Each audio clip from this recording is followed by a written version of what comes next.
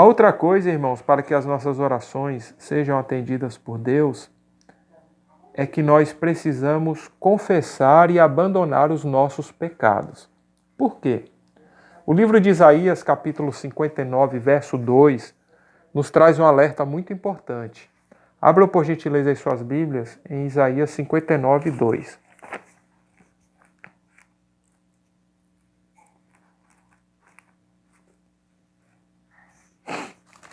Isaías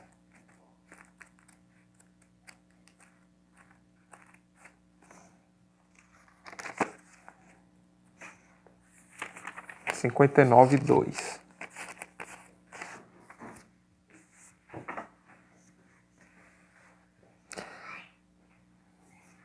Diz assim, Isaías 59, 2. Mas as vossas iniquidades, as vossas maldades, fazem divisão entre vós e vosso Deus, e os vossos pecados encobrem seu rosto de vós, para que não vos ouça. Irmãos, olha que alerta importante nos traz esse texto de Isaías. Aqui fala no verso 2 que os nossos pecados encobrem o rosto de Deus, para que Ele não nos ouça. Então, os nossos pecados não permitem que as nossas orações sejam ouvidas por Deus. Então, e agora? Como é que eu faço se eu sou pecador? Então quer dizer que eu vou orar a vida toda e minha oração não vai ser atendida por Deus? Aí entra o conselho de Provérbios 28, 13. Abram aí suas Bíblias, por gentileza. Provérbios 28, 13.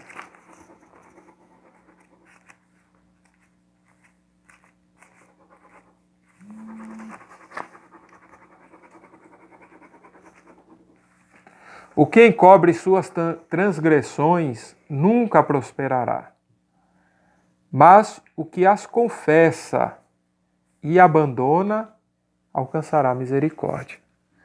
Olha só, Isaías fala que por causa de nossos pecados, nossas orações não são ouvidas por Deus. Mas a Bíblia fala também que aquele que confessa e abandona alcança a misericórdia da parte de Deus. Então, irmãos, mesmo que nós sejamos pecadores, quando nós confessamos os nossos pecados e abandonamos os nossos pecados, pela misericórdia de Deus, as nossas orações são ouvidas e atendidas. Então é importante que a gente confesse e abandone os nossos pecados. Sabe uma coisa, irmãos, que eu aprendi em relação a isso? É que nós devemos confessar nominalmente os nossos pecados. Isso é muito importante, para você ter consciência do seu pecado, para você ter consciência de que você é pecador. Então, quando você for se confessar diante de Deus, não é se confessar assim, Pai, perdoa os meus pecados. Não. Confesse nominalmente cada pecado que você cometeu. Pai, me perdoa por hoje eu ter mentido à minha esposa. Pai, perdoa por eu não estar perdoando meu irmão. Pai, me perdoe por ter faltado com a verdade com meu filho. Me perdoa, Pai, por ter pescado hoje na prova. Os mais jovens que têm essa tentação, né? Você tem que confessar, irmão, seu pecado nominalmente. Até para saber se você tem consciência se você é pecador ou não. É muito fácil você dizer, perdoa meus pecados. Mas quais pecados? Você tem consciência do pecado que você está cometendo? Tem gente que está fazendo coisa sem saber que é pecado. Então é preciso você conhecer, né? Então, quando nós confessamos nossos pecados, nós temos que confessá-los nominalmente a Deus. Por isso, pense enquanto você está orando. Pense direitinho, abra o seu coração. Perdoa, Pai, eu caí no vício de novo, eu voltei a beber, me perdoe. Aquele ali foi um momento de fraqueza, mas estou aqui clamando, Pai, sua ajuda, sua misericórdia para me tirar desse buraco. Confesse nominalmente seus pecados. Quando nós fazemos assim, Deus escuta as nossas orações, mesmo nós sendo pecadores. O outro conselho para que as nossas orações sejam ouvidas está em Lucas capítulo 18, do verso 1 ao 8. Abra aí, por gentileza. Lucas 18, de 1 a 8.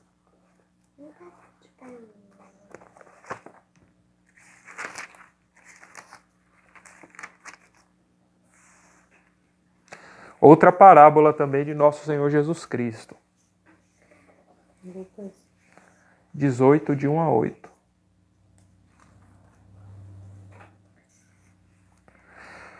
Diz assim: contou-lhes também uma parábola acerca do dever de orar e nunca desfalecer, dizendo: havia numa cidade certo juiz que nem a Deus temia nem respeitava o homem. Havia também naquela mesma cidade certa viúva que sempre ia ter com ele, dizendo-lhe: faça-me justiça contra o meu adversário. Por algum tempo ele recusou atender o seu pedido, mas depois disse consigo mesmo: conquanto eu não temo a Deus nem respeito o homem, como esta viúva está me molestando, farei justiça a ela, para que, enfim, não torne mais a me incomodar. O Senhor disse: ouvi o que diz o injusto juiz? Porventura não fará Deus justiça aos seus escolhidos, que clamam a ele de dia e de noite, mesmo que pareça tardio em responder-lhes? Digo-vos que depressa lhes fará justiça. Mas quando vier o Filho do Homem, porventura achará fé na terra? Irmãos, olha que interessante essa parábola de nosso Senhor Jesus Cristo. Ela destaca aqui a importância de nós orarmos e nunca desistirmos. Isso mostra uma qualidade que as nossas orações devem ter para ser atendidas. É a perseverança, é a persistência. Enquanto você não alcançar aquilo que você está pedindo a Deus, continue pedindo. Mas, poxa, não vou estar incomodando ao Senhor toda hora pedindo a mesma coisa? Não, porque é Ele que manda fazer isso. Persistir em pedir, diz a Bíblia. É importante, irmãos, que você não desista daquilo que você quer. É até uma forma que Deus tem de medir seu real interesse ou de medir a sua real precisão naquilo. Por quanto você pede. Então, para que as nossas orações sejam atendidas, o conselho de Jesus nessa parábola é que nós sejamos perseverantes. Precisamos perseverar em oração. Precisamos perseverar em pedir. Outra coisa importante, irmãos, está lá no livro de João, capítulo 14, verso 13. Abram aí, por gentileza. João, Evangelho de João, 14, 13.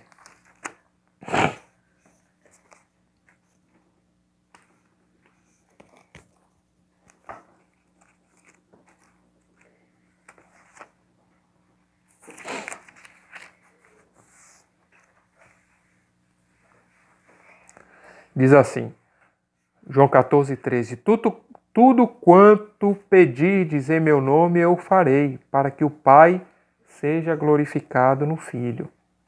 Amém? Tudo quando pedirdes em meu nome.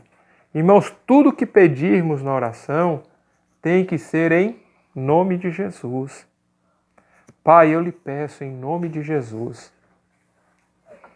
Pai, eu lhe peço em nome de Jesus. É isso que nós temos que pedir. Quando nós terminamos a oração normalmente e dizemos tudo isso, Pai, lhe agradecemos em nome de Jesus, aquilo ali, vamos dizer, não é um ritual, não é um refrão, não é nada disso. É porque se tudo aquilo que a gente pediu antes, a gente não disser que é em nome de Jesus, a nossa oração, vamos dizer, bate e volta. Deus não ouve, porque tudo que pedirmos a Deus, diz a Bíblia, tem que ser em nome de Jesus. Né? Outra coisa importante, irmãos, também é que muitas vezes nós precisamos, na oração, escutar. Aí você talvez pergunte, mas como assim? A oração não é um momento da gente pedir e agradecer? Não. A oração também é um momento de escutar. Ou você pensa que os 40 dias que Jesus ficou orando,